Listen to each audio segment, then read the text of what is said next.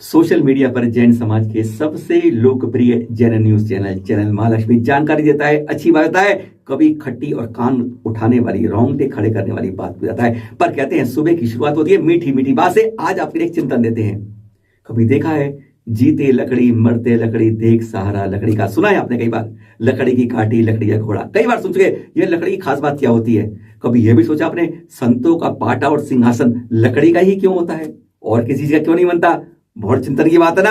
आज आपको इसी चिंतन में सुनाते हैं मुनि पुंगव श्री सुधा सागर जी, क्यों होते हैं संतों के सिंहासन और पाटे सिर्फ लकड़ी के। सहज रूप से उपलब्ध है, जंगल है, प्रकृति की प्रदत्त है। और भी जो आइटम है ये केमिकल्स उद्योग के द्वारा बनाए जाते हैं, उनके लिए आरंभ परिग्रह किया जाता है। लकड़ी के लिए कुछ नहीं करना, लकड़ी सूखी लकड़ी है, उसको फाड़ दिया, बन गया पाटा।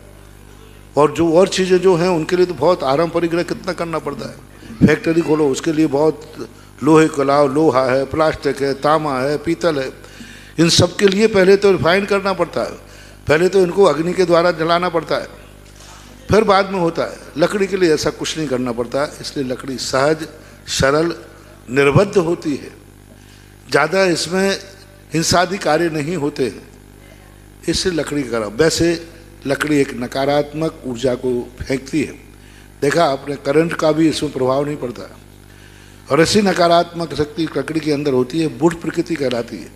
बुढ़ पानी और पृथ्वी का, क्योंकि पृथ्वी तत्व जिनकी प्रकृतियों के अलग अलग तत्व होते हैं, किसी का जल तत्व होता है, किसी का लकड़ी तत्व होता है, किसी का भूमि तत्व होता है, किसी का मेटल होता है।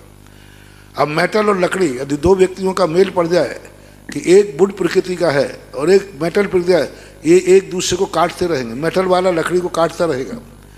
और एक शैल यानी मिट्टी के प्रकृति का पड़ जाए और एक पड़ जाए बुढ़ लकड़ी का, तो ये दोनों इतनी बनेगी कि दोनों एक दूसरे से मिलकर के एक 11 हो जाएंगे।